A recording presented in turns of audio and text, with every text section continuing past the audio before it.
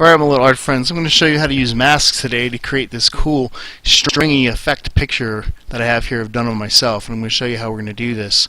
I've basically taken a photograph of myself and I have separated myself off the background. So you can see the background is separate and it's transparent. So it's just me and my background. And what I'm going to do is, the first thing I want you to do is I want you to come down here at the bottom of the tools and I want you to click this little black and white icon. And what that's going to do is it's going to default your background and your foreground to black and white. And that's important for what we're going to do, because we're going to use a mask to erase this picture, but not really erase it, just cover it up, kind of hide it with a mask so it doesn't actually go away. And then you can reveal it when you want. That's kind of confusing to understand in words, so let me just show you how it's done. Come down here to the bottom of the layers and you can see there's a little square with a circle in it and it says Add Layer Mask.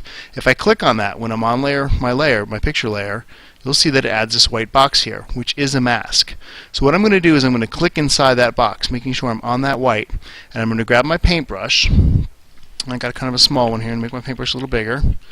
And I'm just going to use have to use black to start with, so it went to white, so I'm going to default, so my black is my foreground, and I'm just going to paint white right inside, paint black right here inside of my mask. And you can see that it looks like I'm erasing it. So you'd probably say, well, Mr. Sands, all you did is just erase yourself. Why didn't I just use the eraser tool? Well, the truth of the matter is I didn't erase myself. I'm just covering it up with the mask. You can see the picture's still there and it's still intact. Just the mask is covering it over. So if I want to reveal the mask, all I have to do is switch my colors. So I click this little toggle switch. You'll see white comes to the front.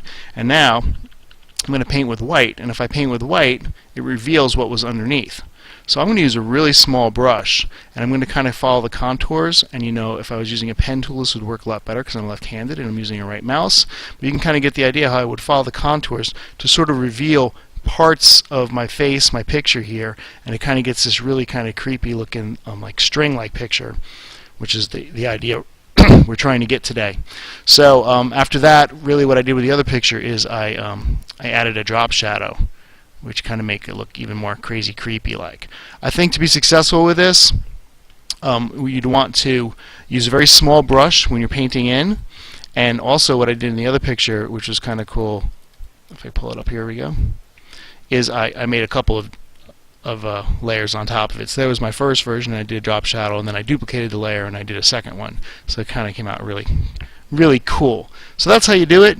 Go ahead and give it a try, and we'll see you next time.